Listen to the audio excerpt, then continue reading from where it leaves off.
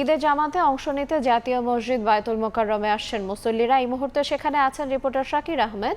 সরাসরি যাচ্ছি তার কাছে। শাকির, ঈদুল আজহার যে জামাত সেটিতে অংশগ্রহণ করার জন্য রাজধানীর জাতীয় মসজিদ বায়তুল মোকাররমের দিকে আসছেন ঢাকার বিভিন্ন প্রান্ত থেকে মুসল্লিরা, এবং এই জাতীয় মসজিদে 5টি ঈদের জামাত অনুষ্ঠিত হবে। সকাল 7টায় শুরু হবে প্রথম জামাত, পরবর্তীতে 8টায় অনুষ্ঠিত হবে আরেকটি জামাত, এবং 9টায় অনুষ্ঠিত হবে একটি জামাত, 10টায় একটি জামাত, এবং সবশেষ যে ঈদুল আজহার যে জামাত, সেই ঈদুল আজহার জামাত সবশেষ বায়তুল মোকাররমে অনুষ্ঠিত হবে 11:15 অর্থাৎ 10:45 ইতোমধ্যেই কিন্তু বিভিন্ন প্রান্ত থেকে মুসল্লিরা আসতে শুরু করেছেন।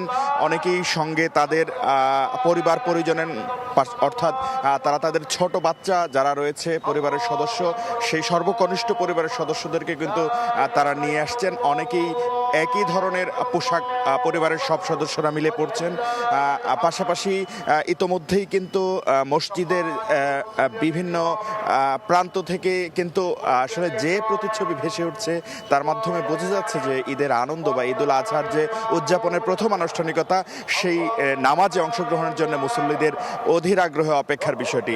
পাশাপাশি খুতবার মাধ্যমেও কিন্তু যারা এই জামাতে ইমামতি করবেন তারা কিন্তু নানা দিক তুলে ধরছেন। নামাজের বিভিন্ন নিয়ম কানুন থেকে শুরু করে কুরবানির ইতিহাস, পাশাপাশি কুরবানির নিয়মগুলোও কিন্তু তুলে ধরা হচ্ছে। সব মিলিয়ে মুসল্লিদের আগমন এবং পদচারণায় মুখরিত হতে যাচ্ছে রাজধানীর এই যে জাতীয় মসজিদ বায়তুল মোকাররম, এবং অনেকে এই মসজিদে প্রথমবারের মতো জাতীয় মসজিদে নামাজ আদায় করতে এসেছেন।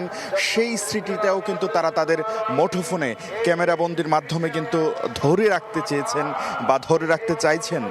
পাশাপাশি আমরা দেখতে পেয়েছি এখানে একেবারে সর্বকনিষ্ঠ, অর্থাৎ শিশু থেকে শুরু করে বৃদ্ধ পর্যন্ত সবাই কিন্তু ঠিক সারিবদ্ধভাবে এই জাতীয় মসজিদে প্রবেশ করছেন ঈদুল আজহার যে জামাত, সেই জামাতে নামাজ আদায়ের জন্য। ঈদুল আজহার প্রথম জামাত যেটি, সেটিতে নামাজ আদায় করার জন্য একটু বাড়তি আগ্রহ থাকে। পাশাপাশি যদি বলতে যাই, জাতীয় মসজিদ বায়তুল মোকাররম হওয়ায় ঢাকা সহ ঢাকার আশেপাশের জেলাগুলো থেকে, বলা চলে সারা বাংলাদেশ থেকে মুসল্লিরা কিন্তু এই জাতীয় মসজিদে ঈদুল আজহা বা ঈদের নামাজ পড়তে সবসময় আসেন।